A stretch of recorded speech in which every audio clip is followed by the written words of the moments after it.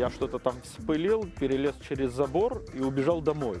А у нас была такая собака Коли, шотландская овчарка, лорд звали. И когда за мной воспитательницы прибежали, я пытался натравить на них собаку.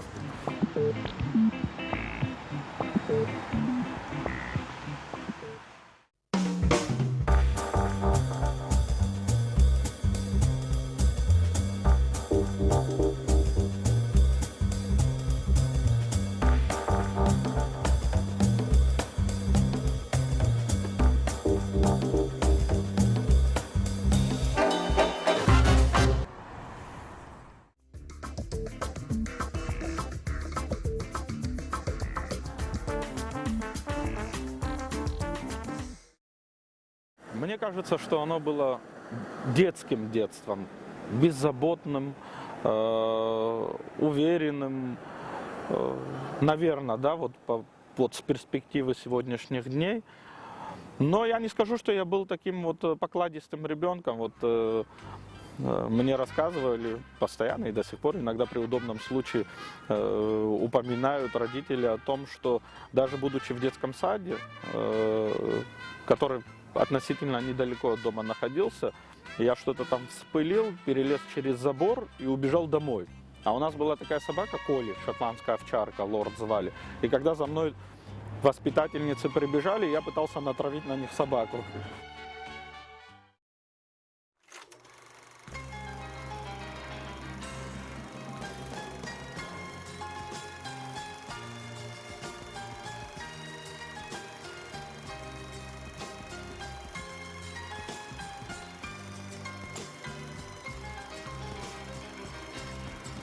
Кварчал тянет. Вот вы знаете, я там мало пожил, конечно, я в возрасте, ну, война началась, когда мне было уже 7 лет, вынуждены были, ну, там находились некоторое время в блокаде, потом на вертолете отец нас отправил. Эти вот у меня воспоминания сильны, конечно. Даже сейчас, когда я возвращаюсь туда, вот в Кварчал приезжаю, вот тянет, вот вы знаете, вот есть вот какая-то ностальгия. Хотя вот, честно сказать, что вот прям вот ярко помню это время, ну, не приходится, нет, наверное. На уровне подсознания. Да, видимо, но вот тянет. Когда разговоры, там даже иногда бывают, ну, корнями мы джирхвинские, а иногда вот бывают, ну, разговоры, там, наши, откуда ты там, когда спрашиваю, я говорю, я от Кварчельска, вот как-то так. Хотя моя семья, вот дед туда попал по работе, его перевели, когда там Кварчал возрождался, развивался. Отец там родился, я там родился, старший брат, сестра, соответственно, да. Но мало пожил. Тем не менее, вот он след какой-то оставил.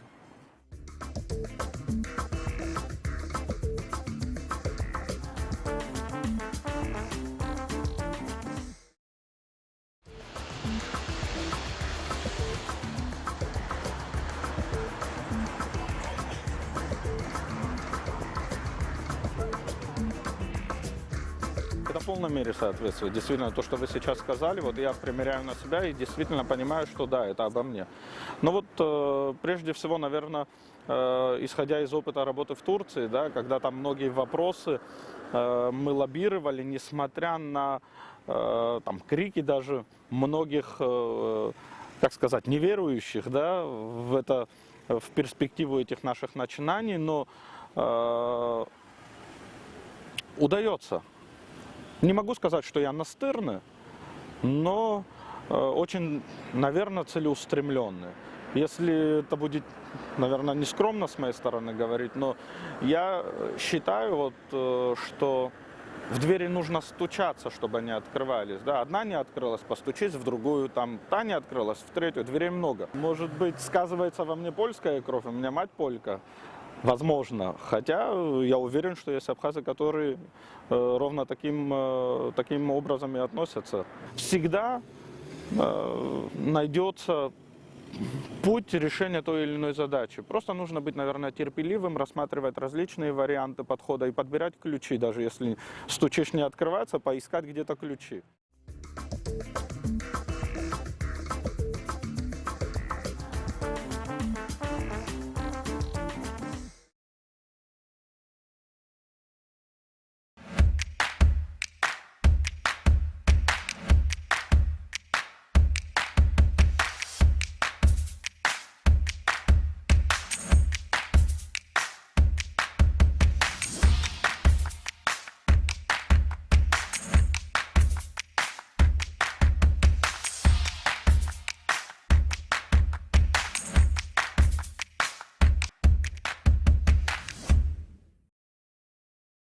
Ну, вообще Петербург впечатляет, да, а вот если коснуться вопроса именно организации Питерского международного экономического форума, то он впечатляет не меньше, как бы прежде всего, наверное, своими масштабами. В этом году было объявлено, что в нем приняли участие порядка 15 тысяч человек, да, то есть это действительно очень такое знаковое международное событие, и уровень присутствия там глав государств и вообще, да, все участники, в принципе, да, там многие из них являются лидерами мнений, многие из них являются там членами различных сообществ, да, и бизнесменов, конечно же, много, ну, тематически, в принципе, это им в большей степени, наверное, подходит, но было там и много политики. А вот что меня действительно зацепило, так это вот организация. Действительно, все работало как часы. Механизм был настолько четко отлажен, что, ну, действительно заставило вот вдохновиться, что ли, вот этим. У нас, кстати, вот есть чем похвастаться в этой связи в плане, что организацией этого мероприятия занимается Росконгресс, да, и в принципе мы можем говорить о том, что оттачивали они свое это мастерство у нас при организации российско-абхазского форума, который у нас в этом году тоже намечен. Учиться есть действительно многое чему. Ну, во-первых, те стенды, как были они представлены и на каком уровне это использовали самые современные технологии, которые сегодня есть. Да. Тематически очень большой был разброс, и там каждый мог найти для себя то, что вот ему нужно, то, что его зацепит. И мы пользовались этим, активно пользовались, посещали разные тематические. В большей степени, наверное, вот именно наш уровень, как бы я там был от лица Госинвестагентства в составе делегации Министерства экономики. Но мы все-таки акцентировали наше внимание в большей степени на каких-то передовых инновационных вещах, в том числе и на вопросах цифровой безопасности, вообще на вопросах цифровой экономики, на развитии технологий блокчейна, да, там очень интересовались вообще миром криптовалют, потому что, ну, это уже сегодняшний день, это реалии, да, и во всем мире очень пристально следя за теми процессами, которые в этой сфере происходят. И многие уже в этих развитых странах, представители которых принимали участие на форуме, пользуются активно этими технологиями.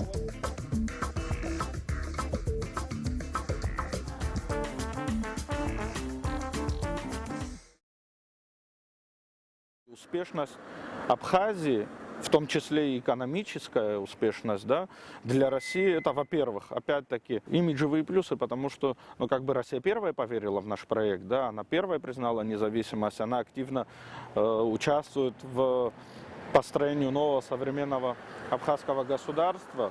И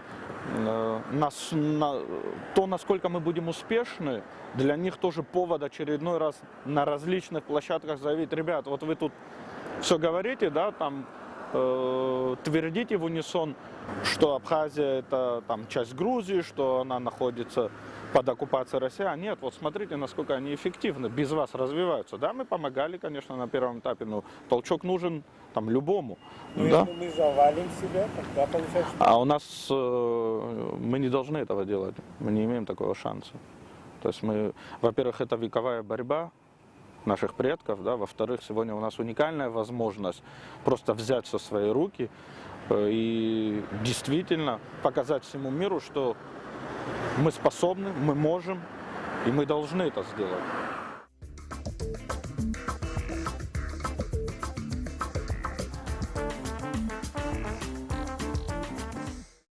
Есть у нас ребята, и ведь тут дело не в том, чтобы быстро подняться, да, и занять те позиции, где ты уже имеешь возможность принимать решения. Но важно на каждом уровне быть полезным. И зачастую тех ребят, которые, может быть, не столь публичны, может, их деятельность не видна, но таких тоже много, и И это важно, как бы, да, чтобы не было, ты можешь подняться, да, быстренько по социальному лифту, занять там позицию, где ты принимаешь решение, но у тебя нету базы, как бы, да, то есть тут на каждом этапе должны быть люди, которые вот действительно в унисон работают с тобой, которые единомышленники, которые понимают вообще современные веяния. У нас эта проблема еще, на мой взгляд, в чем? У нас очень большой пробел. Во время войны мы потеряли ребят, которые должны были стать перед нами, то есть, да, драйверами. У нас есть старшее поколение, и слава богу, что оно у нас есть. И вот мы помладше, да, которые еще не набрались, наверное, достаточно опыта, достаточно знаний. Но, тем не менее, потихоньку набираем обороты. Но вот пробел. Такой вот люфт образовался. И это тоже следствие вот этого сегодня испытываем, как бы, да. Мне бы хотелось, чтобы Абхазия была в состоянии ежегодно хотя бы 10 человек, 10 просто звездочек отбирать по всей республике и направлять в ведущие университеты, Оксфорд, Кембридж, Йейл, Сорбонну, да. Это через 10 лет у тебя уже армия.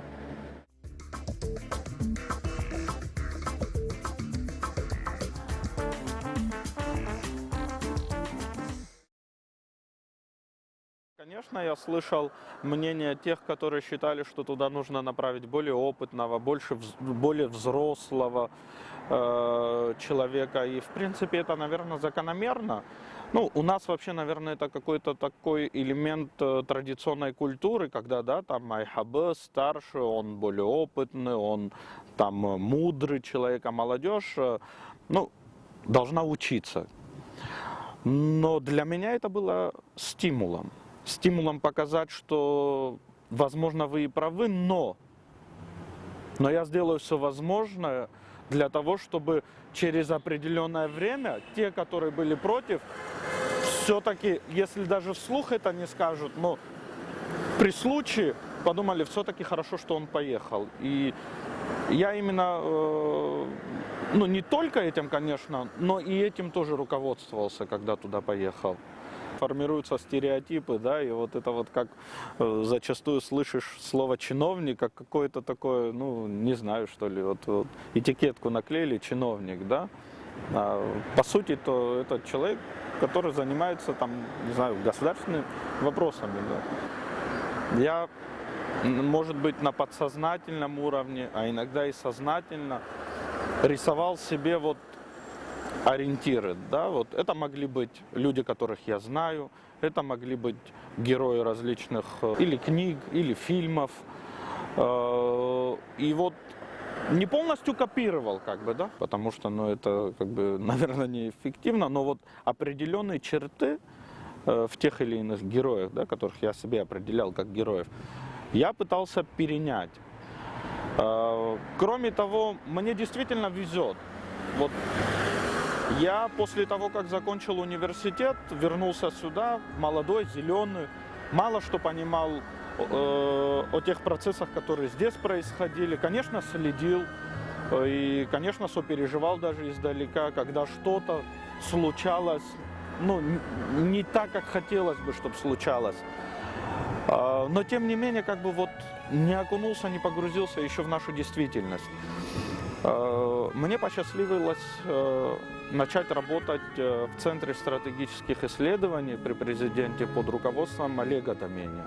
Это, конечно же, ну, огромный кладезь для меня, и даже сегодня, когда я там сталкиваюсь с рядом там вопросов или там в ходе профессиональной деятельности, или вообще вот в том, как воспринимать окружающий мир и как с ним взаимодействовать. Да? Я очень часто вспоминаю наши беседы с Олегом Несторовичем вот в ходе чаепитий традиционных.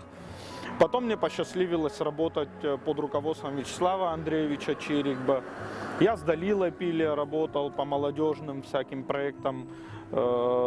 И еще с многими людьми, от которых я действительно, мне кажется, многому чему учился. И для меня они стали такими, ну как сказать, ориентирами, наверное, тоже.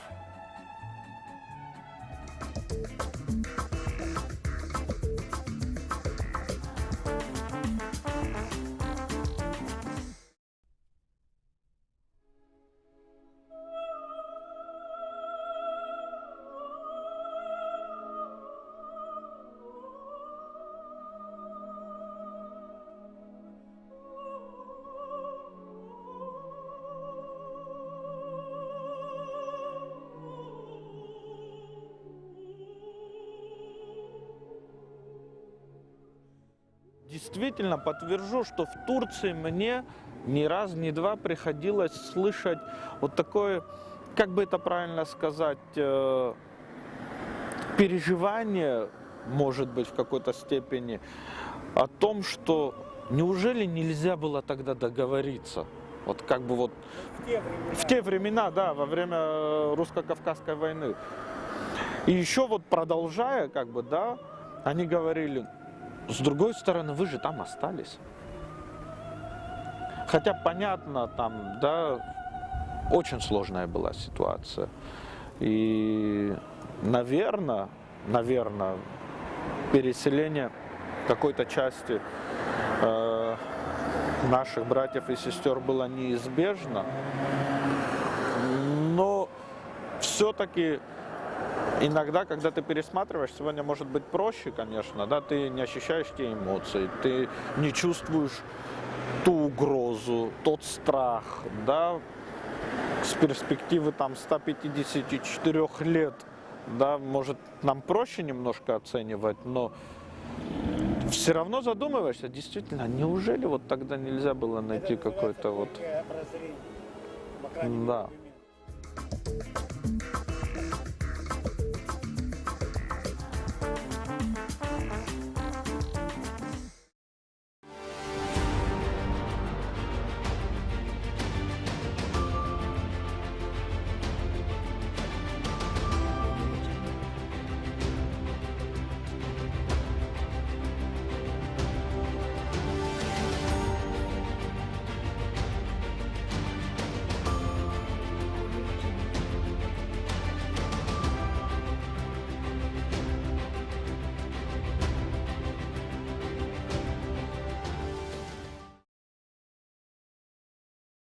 Вот когда мы организовывали вызволение наших соотечественников из охваченной войной Сирии, конечно, мы в очень сложных условиях работали, в экстремальных. Ну, во-первых, это война, там, откуда мы вызволяем наших братьев и сестер. Во-вторых, у нас не было дипломатических отношений ни с той же Сирией, у нас не было дипломатических отношений с Ливаном, а мы чартеры поднимали с Бейрута. Россия нам оказала действительно в этом плане огромную поддержку, огромное содействие. Иракли Хиндба находился на постоянной связи, вот в режиме реального времени с коллегами из МИДа России. Он тогда был заместителем министра иностранных дел. Ну вот просто действительно 24 часа в сутки в режиме реального времени он был на связи со всеми. И мы туда вот вылетали 2 раза, да, сначала раздали анкеты, потом формировали списки желающих, потом обращались в посольство Российской Федерации по вопросу предоставления им транзитных виз. И в том числе по вопросу определения личностей. Да? И вот что хочется подчеркнуть, что ни по одному человеку, который был внесен в наши списки, не было запрета на въезд на территорию Российской Федерации. У них база. Ну, конечно, да. Мы чартер поднимали из Бейрута, из Ливана, и сажали здесь в аэропорту города Сочи в Адлере. И, то есть все были чисты. В Турции, когда я работал, когда сложилась ситуация, что после попытки военного переворота некоторые, кто подозревался к причастности, могли через территорию Грузии проникнуть в Абхазию с целью предотвращения и создания максимальных условий для того, чтобы предотвратить такую возможность. Мы опять-таки консультировались с нашими российскими коллегами. Но, помимо всего прочего, мы при выдаче виз, абхазских виз, еще просили, чтобы обращающиеся заявители предоставляли справку, выписку из реестра. Там информация полностью о наличии или отсутствии судимости. Да? То есть мы даже вот такую практику ввели на определенное время. Что касается возможности осложнения ситуации во взаимоотношениях между Российской Федерацией и Турецкой Республикой, ну, сегодня, по крайней мере, да, несмотря на тот прошедший известный кризис, она очень динамично развивается. И тут вот хотелось бы поделиться таким вот опытом, который у нас благополучно и очень эффективно был реализован, и который, кстати, тоже, которому мало было уделено внимания средств массовой информации, вот в условиях кризисных отношений, благодаря в том числе и народной дипломатии, и там, дипломатическим нашим усилиям, создалась возможность, когда здесь, в Абхазии, мы провели трехстороннюю встречу представителей гражданского общества, экспертных кругов России, Турции и Абхазии с целью обсуждения сложившейся ситуации во взаимоотношениях России и Турции. Но эти люди, которых мы сюда приглашали, они являлись лидерами мнений, которые по итогам вот этого мероприятия составили соответствующие отчеты и доклады и передали в структуры, где принимаются решения. И вот тут вот действительно это очень хороший, положительный для нас опыт, который мы можем применять.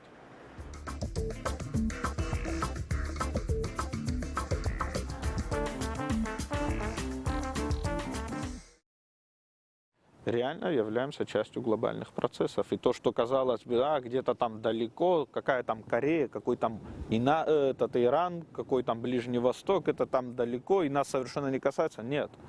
Это все, ну, если не прямое имеет отношение, то косвенное однозначно, потому что формируется вообще новый геополитический уклад, формируются новые реалии, и от того, как они сформируются, зависит и наша тоже, как сказать, среда. Поэтому крайне важно, во-первых, оценивать и трезво оценивать все те риски, которые возможны, тоже не демонизируя, но делать соответствующие выводы и предлагать решения развития той или иной ситуации, потому что мы видим, как это все бывает очень динамично развивается, и мы должны адекватно реагировать. И вот опыт такого миротворчества, который мы применили, смогли успешно применить во время вот того, о чем я говорил, да, во время российско-турецких осложнений, да, может, в принципе, нам, если его развить, да, вне зависимости от того, есть ли у нас дипломатические отношения с теми странами, которые, возможно, нуждаются в тех условиях, которые мы можем им предложить. Потому что зачастую, поверьте, для представителей противоборствующих сторон легче приехать и где-то незаметно провести какие-то беседы, чем придавать это огласке и публичности. И вот тут вот мы тоже могли бы занять свою нишу, да? Когда говорят, что сегодня мы можем придумать нового, уже все достаточно хорошо продумано, там есть Женева, там есть другие страны, которые, ну, считаются, что они там традиционно нейтральные, да, но там все равно политический аспект присутствует, и какая-то гласность, публичность есть, сохраняется. Вот тут мы можем как бы ноу-хау свой предложить, как бы, да, но опять-таки, чтобы это делать, нужны ресурсы. И профессионалы. Человеческие, как бы кадровые в том числе.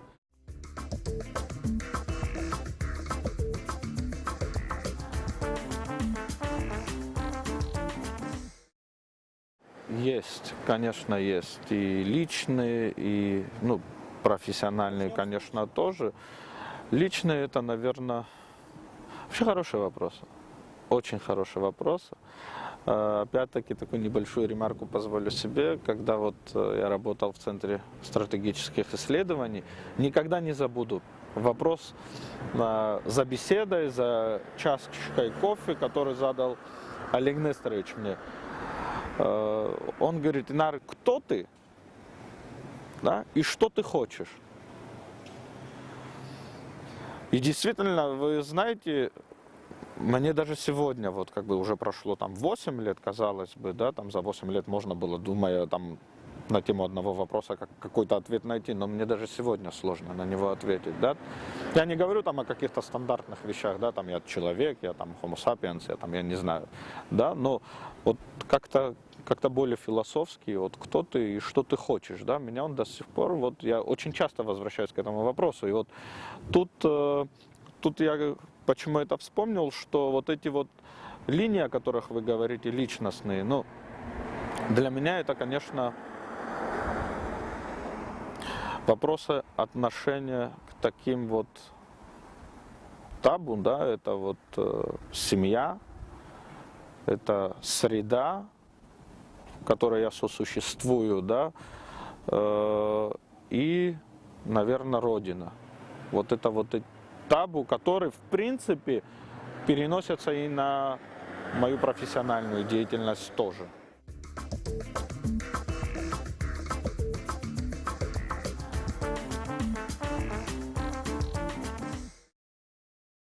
Известное, да, произведение «Отцы и дети». То есть этот вопрос как бы взаимосвязи и взаимоотношений родителей и детей, он всегда актуален.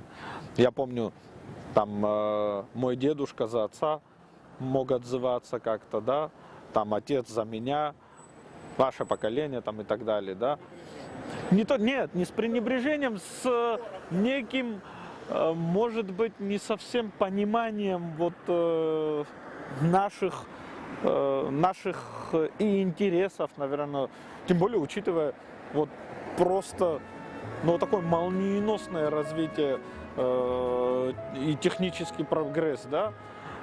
Я, наверное, иногда дети могут выкинуть такое, что я вот так вот садишься и ошарашенно смотришь, слушай, откуда? Вот как-то, да. Но эта проблема, видимо, вот отцов и детей, как бы она вот не стара как мир. Буду стараться, во-первых, быть им надежной опорой во всем. Буду стараться быть им другом. Ну и самое главное, наверное, ну, сделаю все возможное, чтобы они стали достойными. Это, наверное, клише будет, да, такое заезженное, но тем не менее буду стараться, чтобы они стали достойными с дочерьми, пока у меня 2 дочки, вот своего народа. Путем в том числе и получения самого современного и лучшего образования, потому что без образования, ну,